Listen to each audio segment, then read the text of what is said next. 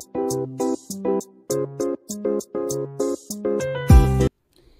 Students, आज जो हम डिस्कस करने जा रहे हैं अलजेब्रा पार्ट 2 में वो होंगे points, product, factor and coefficient. ये तीनों आपस में सिमिलर हैं, इसलिए तीनों को एक साथ मैं डिस्कस कर रही हूँ। पहले के पॉइंट्स के लिए मैंने पार्ट 1 में 4 पॉइंट डिस्कस किए हुए हैं। What is constant and variable, terms, algebraic expressions and types of algebraic expressions. हम डिस्कस करते हैं पॉइंट 5 प्रोडक्ट। Point 5 product. अब प्रोडक्ट है क्या? व्हेन 2 और मोर क्वांटिटीज कांस्टेंट हो, वेरिएबल्स हो या दोनों हो, कांस्टेंट और वेरिएबल्स और both are multiplied together, the result is called their product. जब 2 या 2 से ज्यादा क्वांटिटीज हों, चाहे वो कांस्टेंट ही हो, वेरिएबल हो या दोनों हो, आपस में जब मल्टीप्लाई होंगी तो जो रिजल्ट आता है उसको प्रोडक्ट कहते हैं। For example 4 into a into b, result आएगा 4ab। आपस में इतना ध्यान रखेंगे इस चीज में कि मल्टीप्लाई के साइन नहीं लगते हैं। 4ab डायरेक्ट लिखे हुए, इट मीन्स यहाँ पे मल्टीप्लाई हो रही है। जैसे 2 इंटू ए इंटू 4c। अब यहाँ देखेंगे कांस्टेंट की मल्टीप्लाई कांस्टेंट में होगी और वेरिएबल की मल्टीप्लाई जैसे होती है, लिखा जाता है सीधा, वैसे लिखेंगे। 2 4 8 ए सी। कांस्टेंट जो होते हैं वो आपस में मल्टीप्लाई हो जाएंगे जैसे उनकी मल्टीप्लाई होती है। वो 2a4c नहीं लिखा जाएगा। हम इसको 2a4c नहीं लिखेंगे, ये रॉन्ग होगा। इसमें 2 की मल्टीप्लाई 4 में करेंगे। 2 4 8 a and c. Third point देखते हैं। 2 इंटू ए इंटू बी। अब यहाँ देखेंगे 2 ए और ए 2 टाइम्स है। यहाँ एक्सपोनेंट का फॉर्मूला चलता है। एक्सपोनेंट्स अभी आपने इतने डीपली नहीं पढ़े हुए हैं। ए एंड ए 2a हो गए। जब बेस सेम हो तो पावर जो होती हैं वो प्लस हो जाती हैं। यहाँ पे कोई पावर नहीं है, मतलब a कितनी टाइम है, यहाँ पे 1 टाइम है, यहाँ 1 टाइम है, तो a 2 टाइम हो गया, तो a की पावर 2 और b 1। ये प्रोडक्ट कहलाते हैं। जैसे एक क्वेश्चन है यहाँ पे, find the product of 6a and 4b। तो इसका आंसर क्या होगा? 6a की मल्टीप्लाई हमने 4b में करी। 6 4 24 a and b. Product algebra में बहुत सिंपल होते हैं। बस कांस्टेंट की कांस्टेंट में जो भी दिया होगा, अगर दे रखा है, गिवन है, कांस्टेंट को कांस्टेंट में मल्टीप्लाई करके लिख देंगे। और जितने भी वेरिएबल्स हैं उनको अगर ज्यादा होंगे तो पावर्स में आएंगे, वरना डायरेक्ट लिख दिया जाता है। इतना ध्यान रखेंगे। ए और बी और 24 के बीच में, अब ये 24 हो गया, इसको 2 4 नहीं पढ़ेंगे अलग अलग। 6 4 24 हो गया है। 24 ए और बी के बीच में जो साइन नहीं दिख रहा है वो है मल्टीप्लाई का साइन।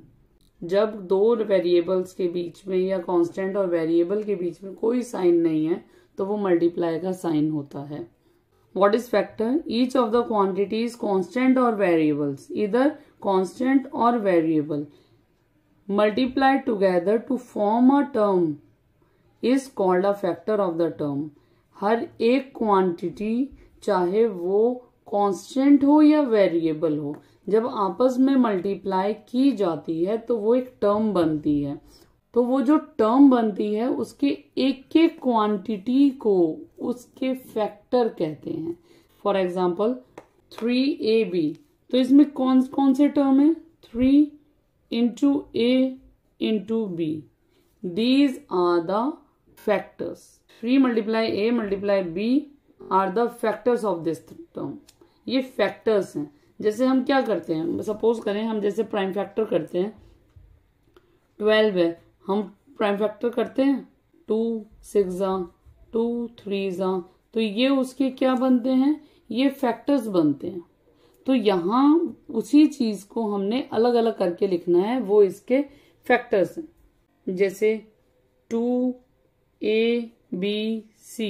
तो 2 into a into b into c are the factors. ये क्या होंगे? ये उसके फैक्टर्स होंगे। अलग अलग जो भी क्वांटिटीज हैं वो फैक्टर्स कहलाएंगी।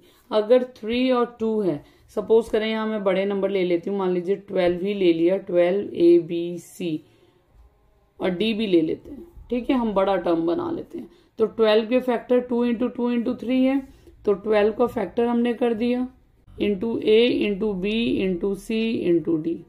ये इसके क्या हो गए, ये इसके फैक्टर्स हो गए। आई होप आपको क्लियर हुआ होगा बहुत अच्छे तरीके से। 7th point is coefficient. What is coefficient? In a monomial any factor और group of factors of a term is called the coefficient of the remaining part of the monomial। हमें इसके जो क्वेश्चंस आएंगे वो ऐसे होंगे, write the coefficient of, suppose करें first question है xy in -3aXy। अब हमें एक मोनोमियल दिया हुआ है -3aXy, उसमें हमें XY का कोफिशिएंट बताना है। तो कोफिशिएंट बहुत ही सिंपल होता है, XY है, XY को आप हटा दीजिए, उस रिमेनिंग पार्ट क्या बचता है, -3a, आंसर हो गया। वो उसका कोफिशिएंट है, मतलब उसका मल्टीपल है। सेकंड एग्जांपल देखते हैं, mn का बताइए -mn में, मुझे कोफिशिएंट बताना है mn का, -mn में mn दिया हुआ है, तो आपको कहेंगे हमने mn तो हाइड कर दिया, बचता ही क्या है, mn 1 mn तो बचता है ना, यहाँ पे कोई कांस्टेंट नहीं है, तो 1 तो कांस्टेंट है और माइनस का 1 कांस्टेंट है। z स्क्वायर का बताना है in p square y and z square. तो z स्क्वायर का कोफिशिएंट बताना है, we have to hide z square and what will be the remaining part, p square and y, then p square and y is the answer. जिसका भी coefficient पूछा जाएगा you have to hide that part and जो remaining portion बचता है वो उसका coefficient होता है। फोर्थ एग्जांपल लेते हैं, 15 इन -15 p स्क्वायर। अब देखेंगे 15 है, मैं 15 को हाइड कर दूंगी, p स्क्वायर बचेगा, साथ में माइनस का बचेगा। एक और है 5th एग्जांपल। इतने एग्जांपल है कि आपको आपकी एक्सरसाइज जो होगी आपकी बुक की वो आपको बहुत ही इजी लगेगी करने के लिए। जिस हिसाब से मैं समझा रही हूँ आपको, आपकी बुक के एक्सरसाइजेज के जो क्वेश्चन होंगे वो आसानी से हो जाएंगे। अगर कोई ऐसा क्वेश्चन होता है जो नहीं होता है तो प्लीज मुझे आप कमेंट बॉक्स में बताएं, मैं उसका सॉल्यूशन देने की पूरी कोशिश करूंगी। अब यहाँ देखेंगे x का कोफिशिएंट बताना है, तो यहाँ देखेंगे x और यहाँ x स्क्वायर है, तो अगर मैं इसको फैक्टर्स करती हूँ तो x 2 टाइम लिखूंगी, y 3 टाइम लिखूंगी। तो एक x का बताना है, सिंगल x का पूछा है, 6 रिमेनिंग पोर्शन बचता है, एक x बचता है और y का क्यूब बचता है। ये इसका आंसर होगा। आई होप अब आप इस टाइप के कोफिशिएंट के भी सारे question. Thanks for watching my video and please keep supporting me. Thank you so much.